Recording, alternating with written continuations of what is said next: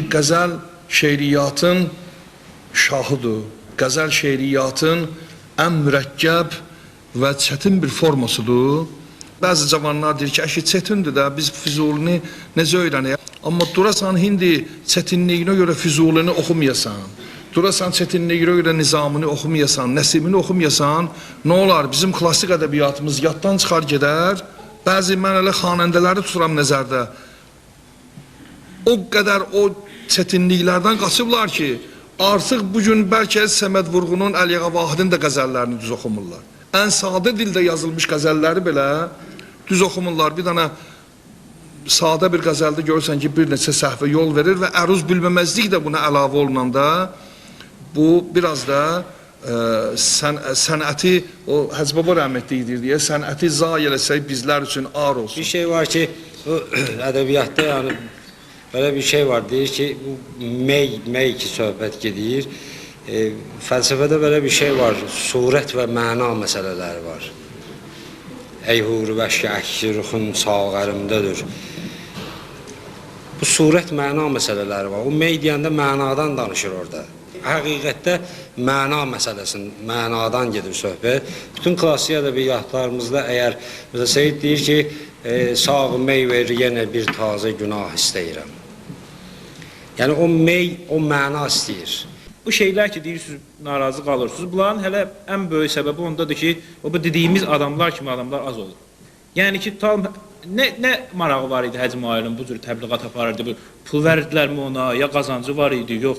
Amma o enerjisini ki, ona sərf edirdi, ya elə Həcə Ələmdarımız, ya elə Həkim Qənisi, ya başqa bizim yatlar. Yəni ki, bilirsiniz, bu elə öz-özlüyündə bir vətənpərvərlikdir ki, sən heç bir nə ummadan, heç bir, necə deyərlər, maddi gəlirin olmadan sən bu şeyi təbliğ eləyirsən. Örgənərlə ancaq örgənmək lazımdır. Şeirləri, qəzəlləri, sözləri. Yəni o oxuyan xanəndə onun təfiləsini, onun bəhrinin adını bilməsə də eybi yoxdur.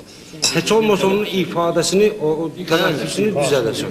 Sözlə musiqinin vəhdəti məsələsi var da. Söz musiqidən çox qabaqlar yaranıb. Çox qabaqlar yaranıb. Hətta musiqi sözün qüdrətindən yaranıb. Yəni birdən söz olmasaydı, musiqi özü yaranmayacaqdı.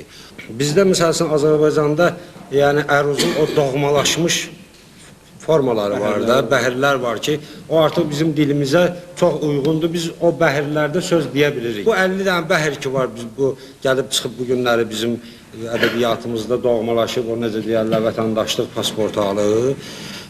Bu bəhirlərdə, yəni bu bəhirlərdən biri Həzəc bəhridir. Təfiləsi 4 məfailün. Məni candan usandırdı, cəfadan yar usanmaz. Yəni bir şeyin üstündə xahiş edirəm, diqqət edin ki, burada yəni sözümə qüvvət deyirəm, sözün musiqidən daha qüdrətli olmağı məsələsi. Bir dənə bu bəhrə, bir dənə elə məni candan usandırdı şeirinə Füzulinin. Nə qədər təsnif yazılıb. Musiqilər tamam başqa-başqadır. Amma bəhir bir dənədir.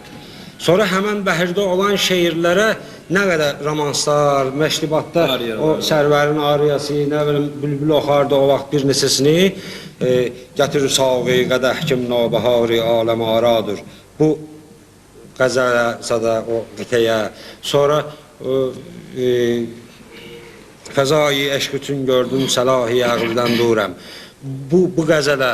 Yəni bəhir bir dənədir, amma musiqi müxtəlif.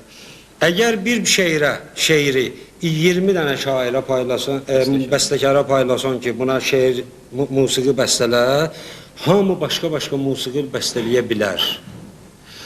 Əgər bir musiqi əvvəlcən bəstələnsin və onu 20 şairə paylasalar ki, buna şeir yazın, 20 şair ona şeir yazacaq, amma hamının yazdığı eyni bəhirdə olacaq. O bəhirdən çıxa bilməyəcəklər. Çünki musiqidə sözün yeri dardır, sözdə musiqinin yeri nə qədərdir son var. Bu baxımdan musiqi, yəni bilmirəm bu təbliğatdır, bilmirəm bu nədirsə, axır vaxtlar biz müəyyən, yəni istisna olmaq şərti ilə də, amma elələri var ki, bu hələ bilir ki, bu oxudu tutardı, da bu sözə ehtiyac yoxdur, bu olmaz, bu ən azı günahdır.